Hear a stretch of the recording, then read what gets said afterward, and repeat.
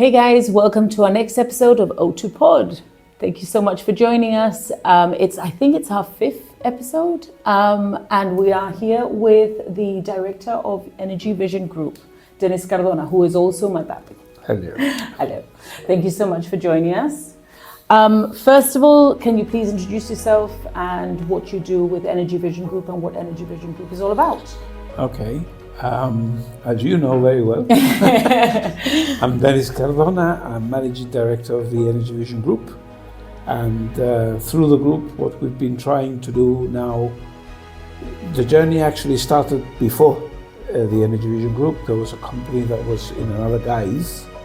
A group of us got together and started working on introducing into GIB renewable energy, which when we did start was not available. How long ago was that? So 12 years, 13 years ago. Wow. Yeah. That's when the whole thing started. We had to convince an administration that was set in the framework that solar power was not for GIB for some reason unknown to me. But this was very much in the psyche of all the administrations that we came across, the agencies and what have you. The GSLP Liberals came into power.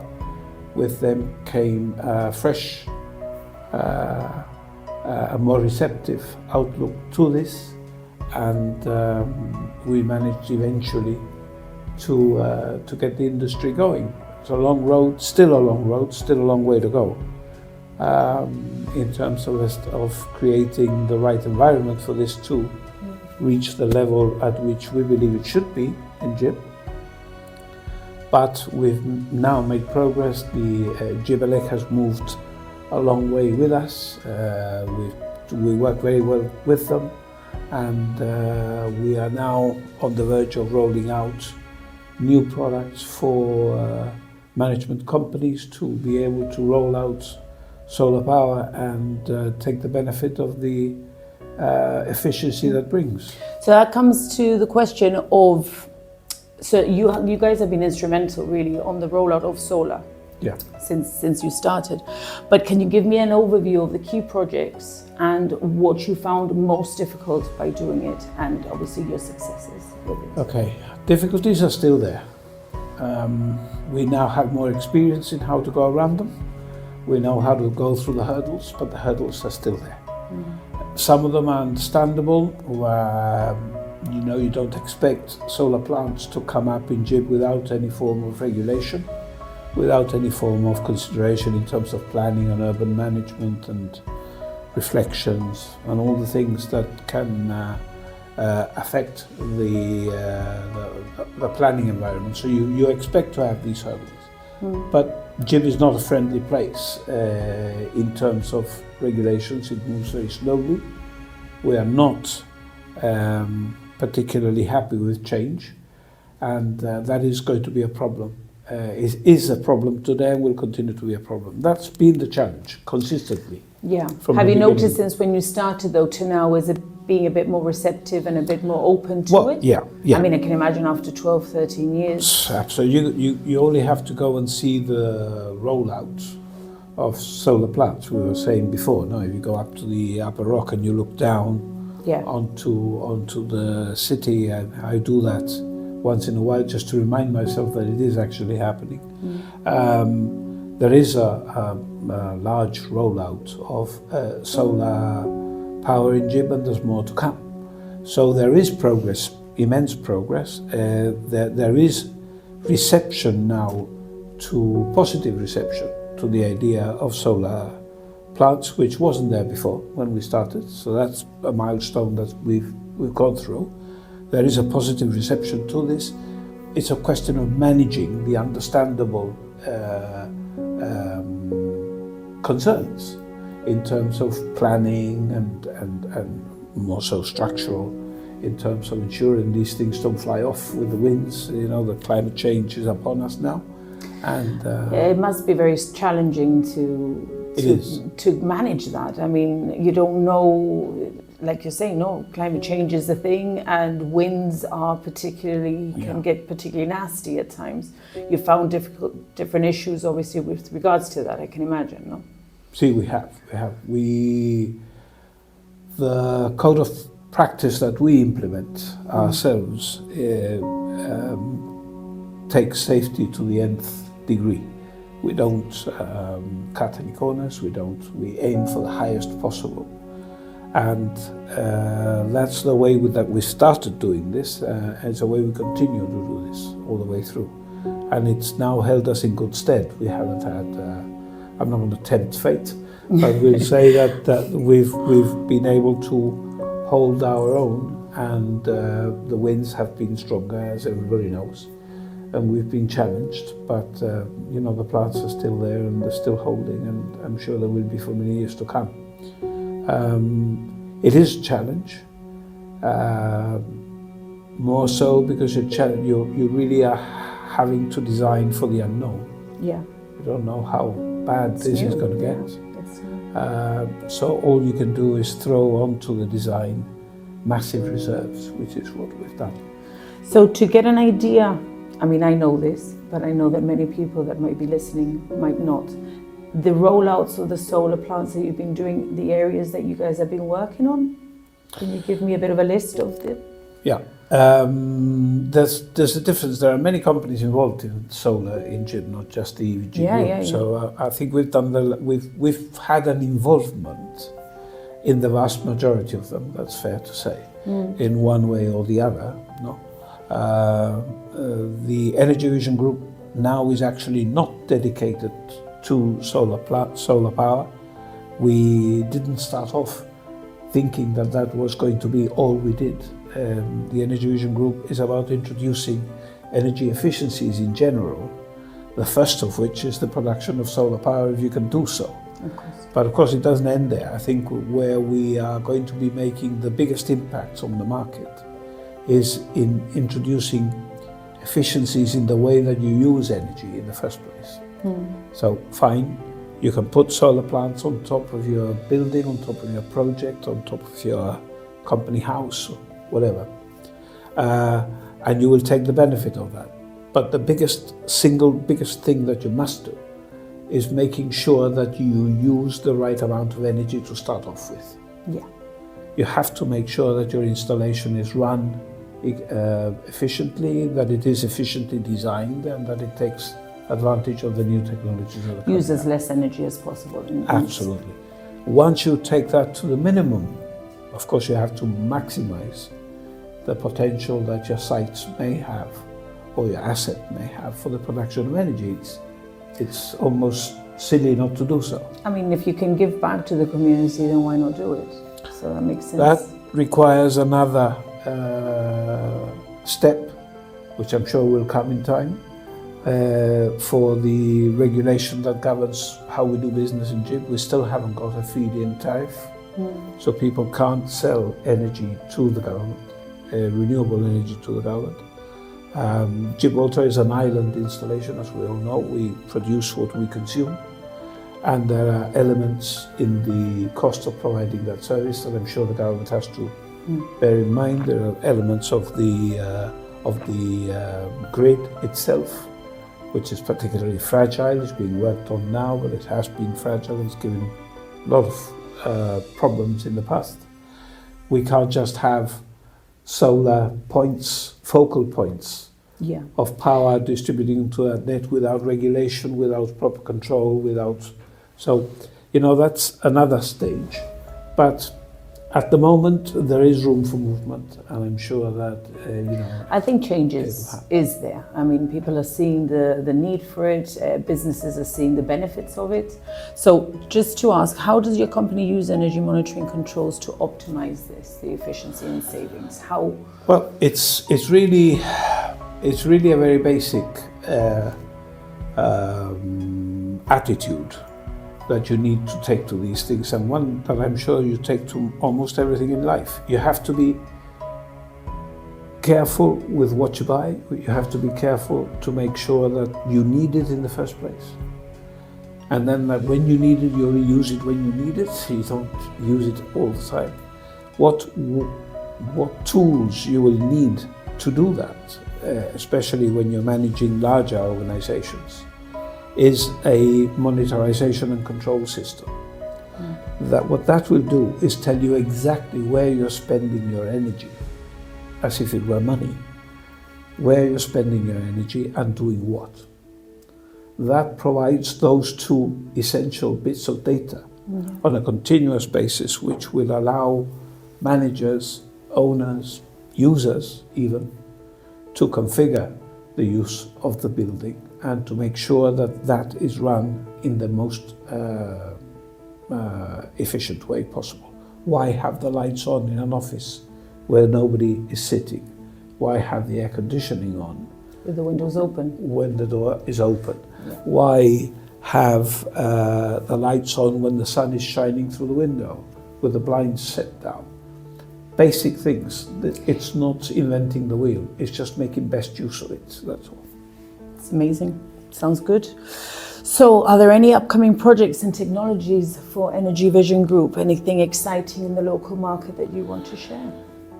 Well, we're particularly excited about a project that we have for the refurbishment of Ocean Heights. We have agreed with the owners of the building a refurbishment program that I think will bring Ocean Heights back to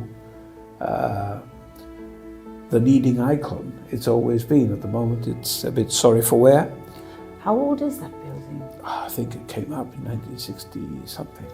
It must have been a proper iconic building at the time. It broke new ground. It broke, well, it literally broke the city wall. But anyway, that's something we all want to forget. It broke new ground. It was a prefab building that came from UK. It was a very brave investment by a group into tourism in Jib. You've got to remember that you have a closed frontier, that the economies in Jib was a completely different one. And it was a very important investment in Jib. The building itself, I believe, is a very solid, well, we know it's a very solid building. It's an icon in itself. But at the moment, it's always been mistimed somehow.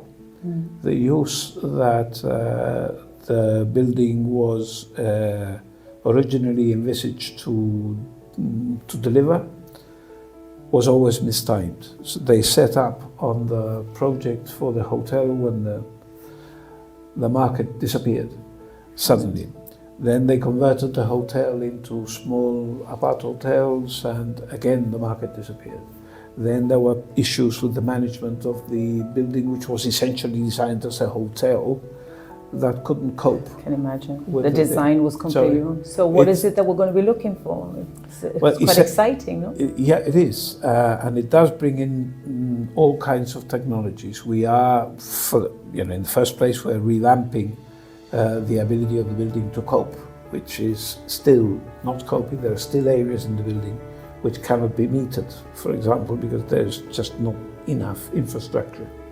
I remember that this was supposed to be a hotel. Yeah. It's now split into a number of apartments. So all these things are going to be rectified. The infrastructures that the building has to provide services like lifts, what have you, all need renewing. All of these things are going to be changed. The facade is going to be receiving a specialized treatment to make sure that the thermal qualities of the building increases. All the windows are going to be changed. Every single apartment is going to be given a Juliet balcony to take advantage of the magnificent views that it has, and all the balconies are going to be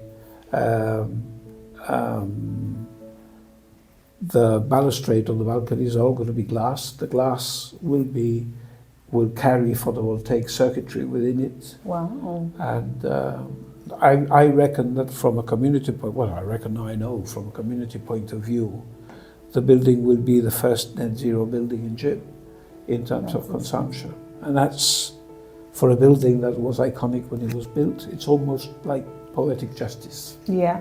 So we're very excited about that. When is it due, or do you have an idea? We're now in the course of exchanging contracts and documents and, in the legalities of these things. We're waiting for that to come through.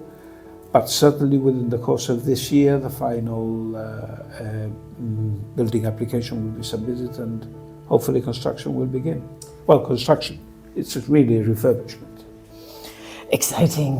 I like it. So what is your vision for the future of energy in Gibraltar for the next 5, 10, 15 years? What is it that you would want to aspire Gibraltar to be, if you can, and if you would be able to do this change? Okay. GIB is at a crossroads. GIB is at the beginning of what is going to be a tremendously exciting time. Gibraltar will evolve, the Gibraltarian will evolve as a person as a consequence. And our society is going to be changing beyond recognition, there's no doubt. The vibe is already there.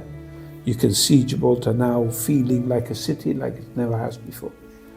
And I think that will bring demands and expectations from potential investors and customers that will force us, even if we are this reluctant to change, as we always have been, but it will force us to make different choices. Traffic management is going to be chaotic if we don't move away from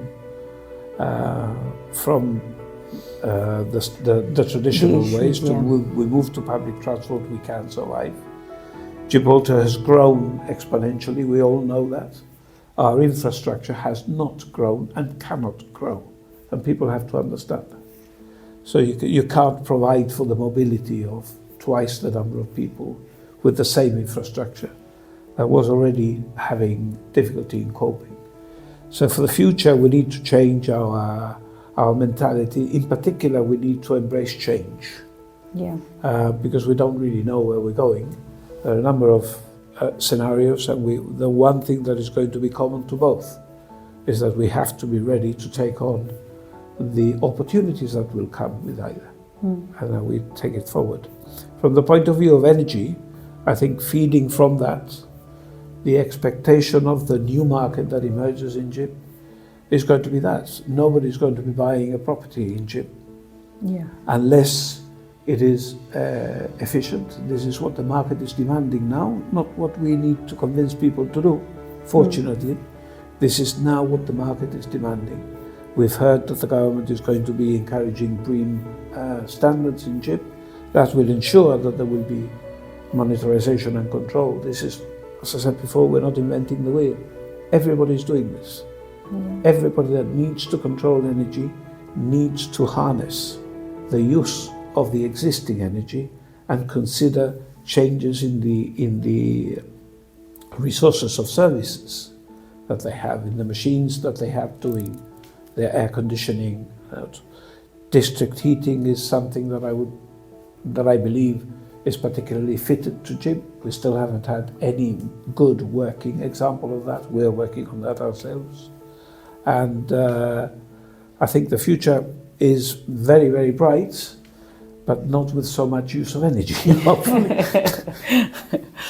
Okay, so if anybody wants to explore their energy consumption or have their, any businesses that are listening to this that would want to work with Energy Vision, how would they be able to? Well, our numbers are available, and we've got a website, and we've got the traditional ways of coming through. I'll just say that we have, as a matter of custom, always to explore with clients without costs of, a lot of people worry these days when they get consultancy reports and they get all these things, and they're worried that they're going to have a massive bill without even knowing whether they're going to be committing to the technology or committing to the changes. We have a policy of not applying that. We, as part of research and development, we are pleased to see clients and consider what we can do to see whether we either have something in our product range that will suit the client, or whether we indeed can find something in the technology that can suit the client. Because most of this is aftermarket fitting, it really is a very bespoke service. So it requires that we get together. What we like to tell clients is that we're not just simply making an installation. You now have a partner for life in making sure that you have energy efficiency. Brilliant. Right. Anything else you want to share? You're looking particularly nice today. Thank you so much. Thank you very much for coming, honestly. And thank you guys for joining us again on our O2 Pod. I'll see you in the next one. Bye.